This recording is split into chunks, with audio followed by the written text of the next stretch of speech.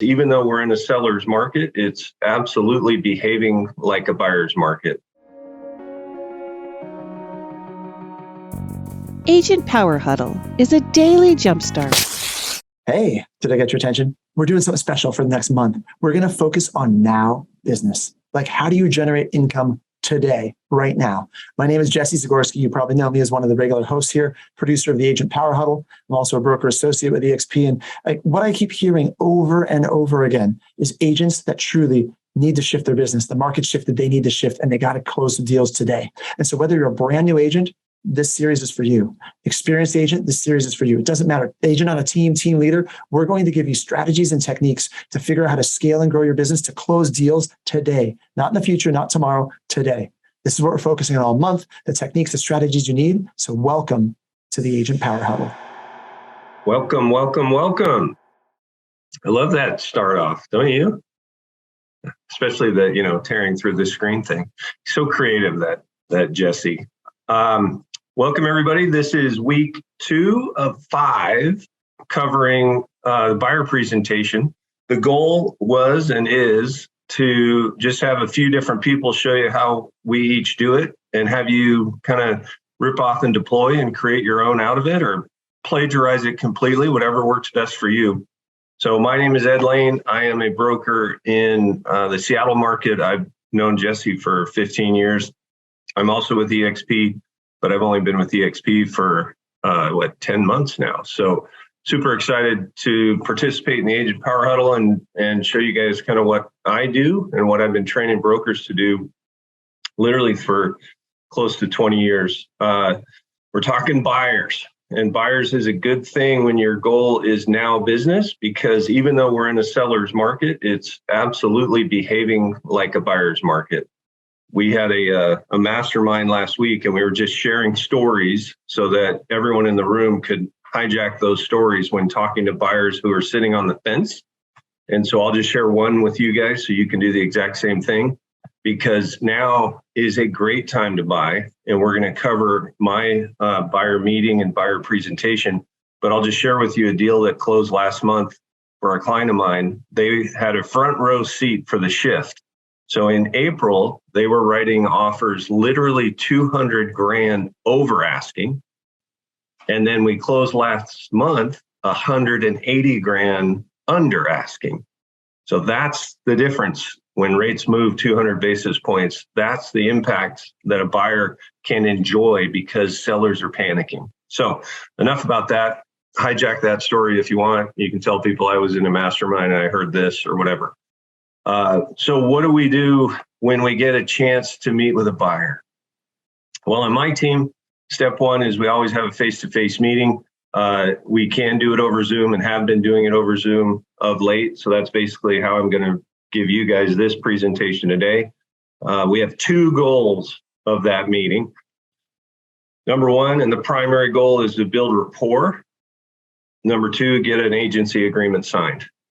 And if you saw last week's presentation that Jesse gave, he talked about his barbecue clause.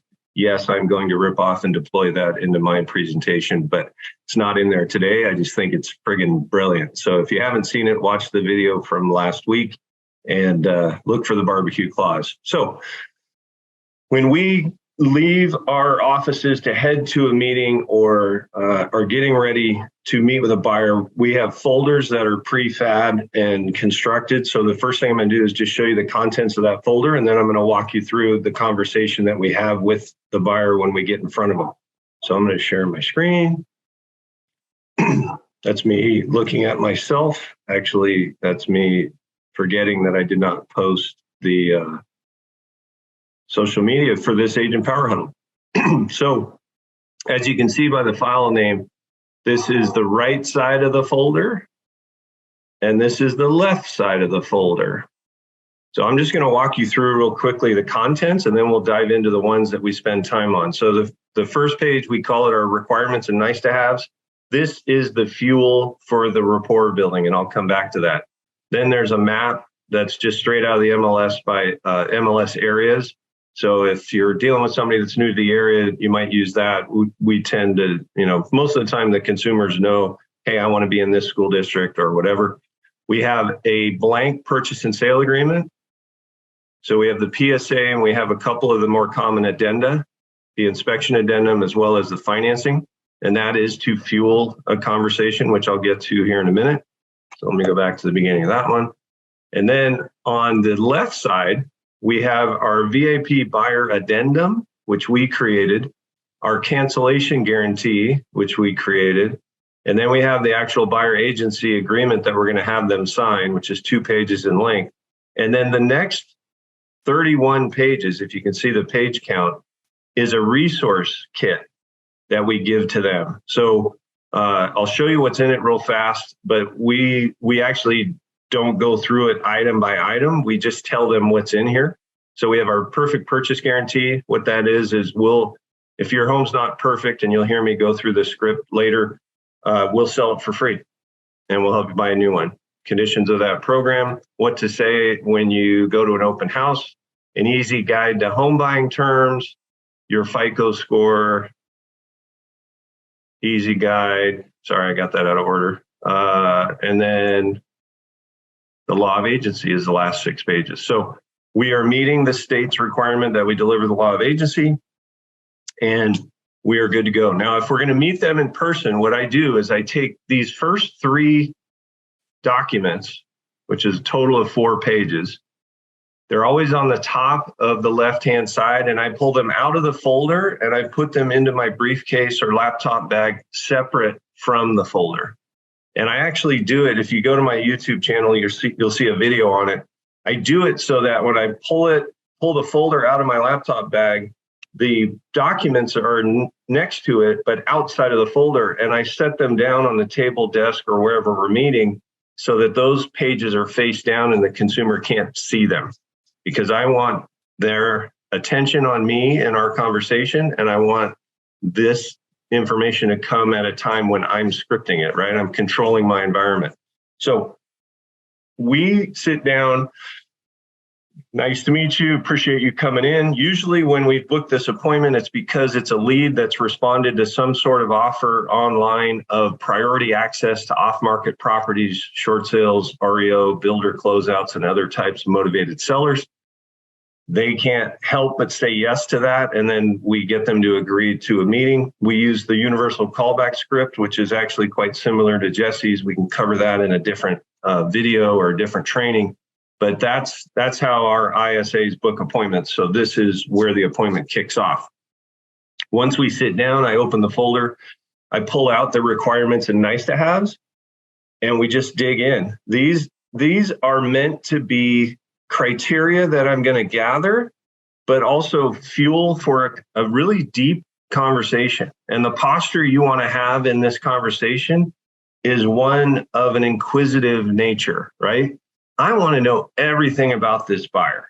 Why do you think that is? Well, their most favorite topic is themselves, right? So the more I can learn about them and the more I can talk about them, the more they're going to like me because they think I like them. Does that make sense?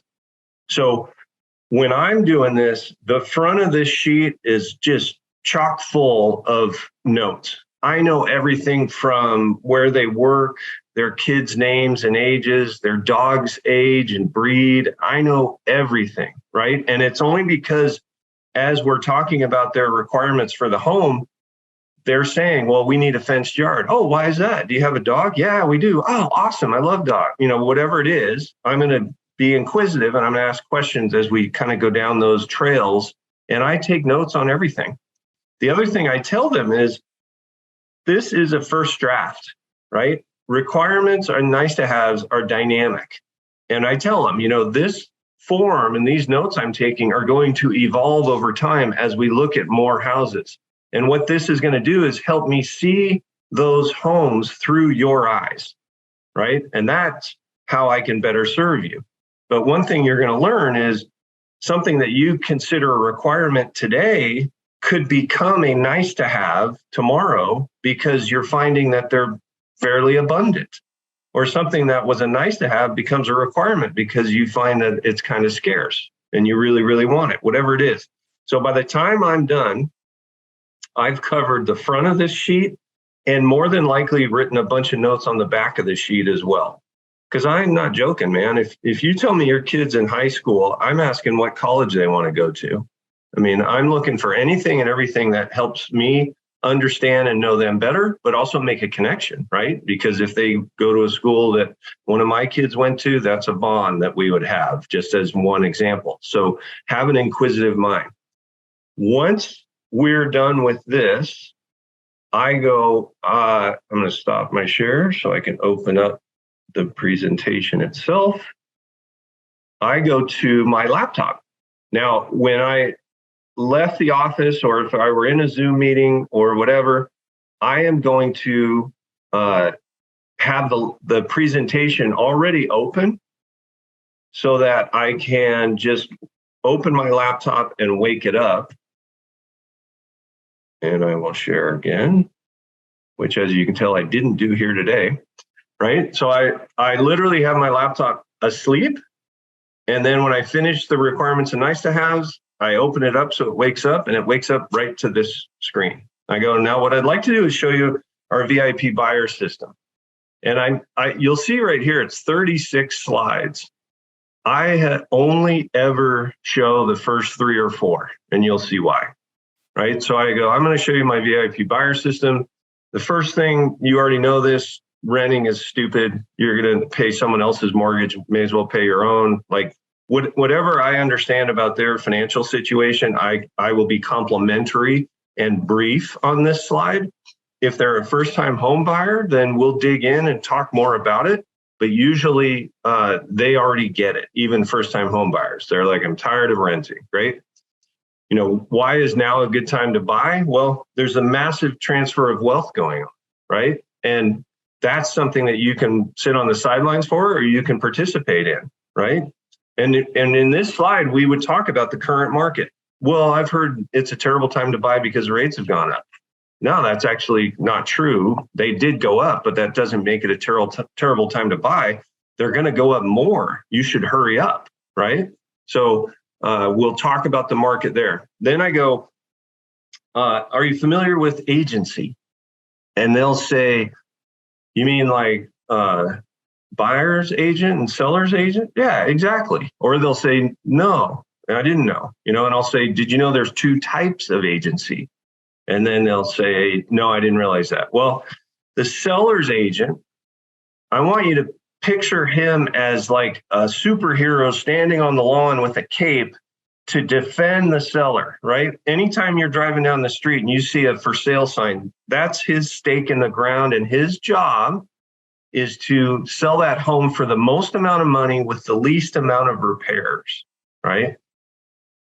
A buyer's agent, which is what I do, at least in this conversation, I'm a buyer's agent, right? What I do is my job is to help you buy it for the least amount of money with the most amount of repairs. And then what I'll add is, you see, my legal obligation is to protect your interests, right? And they'll be reading this. And a lot of people don't know what a fiduciary duty is, right? So I use the words that they would understand. My legal obligation is to protect your interests. Does that make sense? And they go, oh, yeah. And then this is the closing line. So let me ask you this. If you had the opportunity to have free professional representation paid for by the seller, so it was free to you, would you rather have that or go it alone? And I drop my voice down an octave and I make it sound almost creepy, right? Go it alone. Wah, right? So it's distasteful in their subconscious. And they go, well, I guess free representation is better than going it alone, right? I want to paint an image of like desolation and the skeleton of a coyote on the desert with vultures circling around, that kind of scene in their mind. And they say, no, I think I'd rather have the free professional representation. And I go, great. And I hold my hand out to shake their hand. Super stoked to be working with you. And then I close my laptop, which I'm not going to do here because then you guys would disappear, right? So I shake their hand, I close the laptop, and then I go back to the papers that I pulled out and set aside, which I have too many tabs open right now. There it is. Right. So we did that. So now I'm pulling out these 3 pages or 4 pages, 3 documents. Right. And I start with the cancellation guarantee. So this is actually stacked 1 page out of order. So I go, hey, the first thing I want to show you is our cancellation guarantee. What this says is that you can fire me at any time, but please don't fire me. This is how I feed my family. And I make a joke and I get them to smile, right? Humor is the great icebreaker. Please don't fire me. And I say, and no one's fired me and you're not going to be my first, right? The key to this form and why it's so powerful, it puts the pen in their hand, right? Because what I'm going to do is I'm going to initial it right here, and I'm going to slide it across the table if we're in person, and I'm going to hand them a pen. And then they look at me like, am I supposed to sign it? I go, yeah, just initial it right there. And they do. Now the pen's in their hand as we move forward, right? Then I take it back and I fold it in half and I jam it in the back of the folder. And I go, I'm going to put this in here so you don't lose it. Maybe so you can't find it because you're not going to fire me, right? And then we giggle and we move on, right? Then we go to the VIP buyer addendum. And I preface it like this. I go, I call this our 12 promises.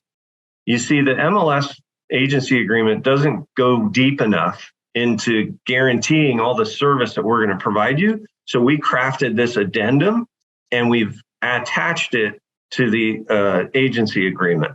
But we call it our 12 promises. And then I walk through the 12 promises and I tell them, we're going to assist you in securing the best financing. We're going to provide you regular updates. We're going to arrange a private showing. We're going to find you a property you like, discuss the best strategy to get it. We help you prepare an offer, blah, blah, blah, right? And I go through all 12 of them in paraphrasing and brief, but I want them to get the gist of each of them.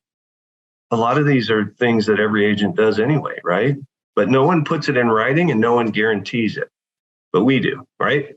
Then we get to the bonuses. I go, one thing we're going to do is we're going to give you a free home warranty. We're going to perform whatever due diligence we need before we buy it to make sure it's the perfect house in the best condition we can.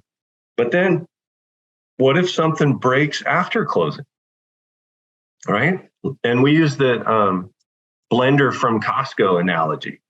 Hey, if let's say you bought a blender from Costco and it broke on the first day, what would you do with it? Well, you'd take it back. Right. What if you closed on a house and the furnace crapped out on you on the first day? What would you do then? And they'll make a joke. Can we take it back? Right.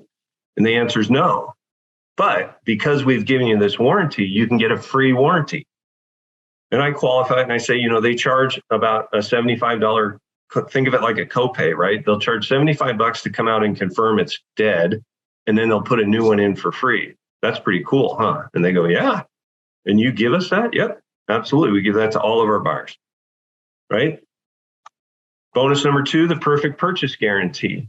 So this is the first time they would have heard of that. I showed you guys the form when we went through the kind of the contents of the folder, but this is the first they've heard of it. And this is how we present it. I go, the next thing is our perfect purchase guarantee. And what that is if we help you find a house, right, it's going to be perfect for you.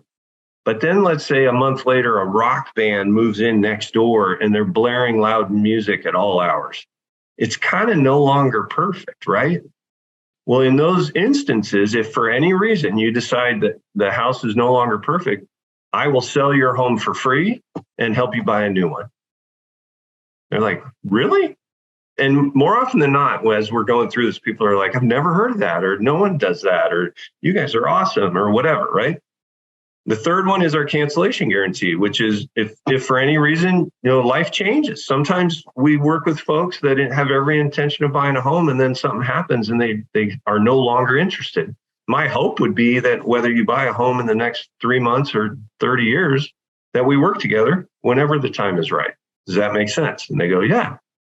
And then I go, now this last section down here is about our compensation.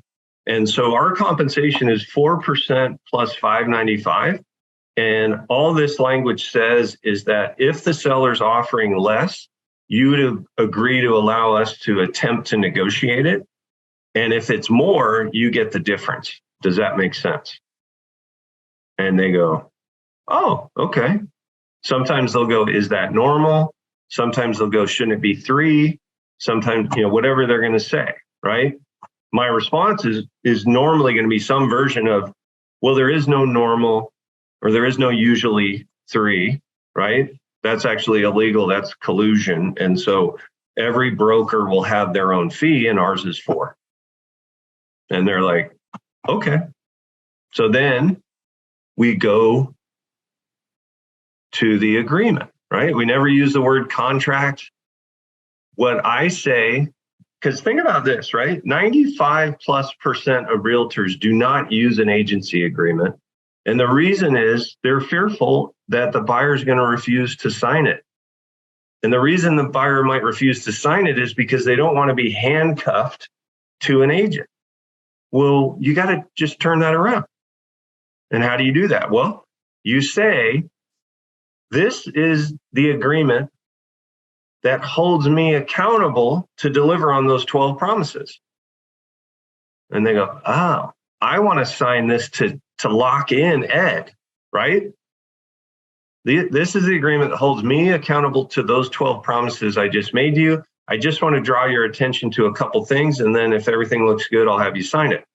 I draw their attention to the length of time, which is we default to 365 days. If they go, God, is it going to take that long? No, it's not going to take that long. We just don't ever want there to be a situation where this might be expiring while we're trying to write an offer and we got to worry about both. Because it's cancelable at any time, we just push it way far out into the future. Does that make sense? They go, yeah. I go, and then this is our 4% plus 595. And I draw their attention to the part where it says, shall be paid by the seller. And I circle it or I underline it so they can see that, right? And that makes them feel at ease. And then I show them how on the last page, we've added the VIP buyer addendum to make it part of this agreement, right? That's the them handcuffing me part. And then I slide it across the table to them if we're in person. If we're doing it on Zoom, I go, do you have any questions? Because once we're all finished on Zoom, I'm going to send this to you to review and to sign electronically. And then I shut up, right? If I've slid it across the table, I shut up. If I tell them I'm going to send it, I've said, I want to see if you have any questions, because when we're done, I'm going to blah, blah, blah. And then I shut up to see if they have any questions. I can tell you, agents that I train get these signed about 75 to 80% of the time. After 10 or so attempts, it bumps up to 100% because they just get better at demonstrating value and giving a compelling value proposition so that someone would want to sign it. Because think about it. What's their total exposure or risk? If they feel any risk at all, then I've done a terrible job, right? But if they feel any risk at all, it's 365 days, but cancelable immediately, right? So they sign. And the only people that like balk at it are usually investors who are hoping to work with 7 or 8 brokers, right? And they just are hoping to add you as one of them, and they don't want to sign anything that would be exclusive. And in those instances, that's when I do the takeaway close. I start scooping up my papers if we're face to face, and I go, you know what? Maybe this just isn't a good fit. And they're like, whoa, wait a minute. Why do you say that?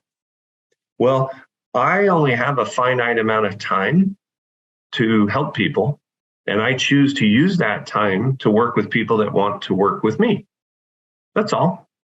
There's no shame in your strategy of having 8 people. The problem with your strategy is those 8 people have access to the same pool of houses. I have that same pool of houses plus all of our off-market homes, and they don't. That's the difference. So what would you prefer? And usually I'll get them from refusing to sign to coming back to signing. Does that make sense to everybody? I'm going to stop sharing. And I'm going to open it up to questions, because from there, it's you got to shine, right? You just got to do a kick-ass job for them and help them find lots of houses. And we can do a whole nother training on how there's 4 sources for houses, right? On market, expireds and canceled, off market, and then distressed, and then off market. And then when you're talking to buyers, you want to give those in reverse order, right? Because they all know how to get MLS houses. They don't know how to get the rest. Does that make sense? Yeah, Ed, I've got a question for you, if you don't mind. So Please. My VIP buyer agreement looks a little bit like yours. We have a $495 fee, but we assign that to the buyer in our agreement unless we can negotiate it, because of course, for the last 3 years, negotiating that from the seller would have been impossible. So are you finding that you can negotiate that 4% and $595, or are you redirecting it at the end, or just accepting that you may not get all of it? Great question, Hunter. For a long time, we were collecting it up front. So we'd get a check from the buyer at the first meeting. And then we kind of found a lot of the agents that we were training weren't as good at it. So we told them, stop trying to get it. Let's just get it from the seller at closing. And then, yeah, of course, over the last 24 months or so, we weren't getting even 4%. But getting 4% plus $595 is definitely on the table right now, and probably will be for a while. Okay, and so you're just straight negotiating it from the seller and finding that successful and not worrying about getting it from the buyer, given how hard the market has shifted. Yeah. I mean, we could do what you described. We just haven't been, and I don't intend to. If I can get it from the seller, I don't need to get it from the buyer. Right. With the recent commission disclosure changes in Washington, we've shifted to something just like what you've just said. That way, we'll just accept whatever the seller offered commission is in the MLS, but then we're still assessing that $495 fee at closing to the buyer, but finding that they're willing to accept it as long as it's at closing, because then it's rolled in more closing cost. Yeah, I should take a look at that, because that's definitely more palatable. And for those of you not in Washington, they basically have shifted all of our forms so that the selling office commission is shown in the purchase and sale and agreed to by the buyer and seller. And that scared a lot of people and even driven them out of the industry. And we did a training last week on my team, and I was like, this doesn't affect us at all, because we've always disclosed it. We've always put it in writing, and we've always gotten the buyer to sign it. So it's business as usual. Now, the market can dictate whether you can get more money or not. But one thing, and Hunter, probably you say this as well, I'm sure, we always tell the buyer, we're never going to let our commission stand in the way of you getting the perfect house, right? All we're doing is saying, give us the chance to try to negotiate it with the seller. Because, more often than not, the seller's not offering 4, and we have to negotiate it. And we do. I mean, I'm sure you've negotiated a free commission for great reviews and several referrals on the spot once or twice before. Oh, yeah. Yeah. I mean, in the end, we're business owners, right? So we can negotiate whatever we want within. I'll take other forms of currency as currency. Exactly. What other questions do people have? And how many of you are either have always gotten buyer agency agreements signed or are planning to going forward? Because the change in Washington is coming to your town too. It's all born of the class action lawsuit that was started in 2018 about sellers thinking they're getting the shaft. So if you haven't seen it, you will.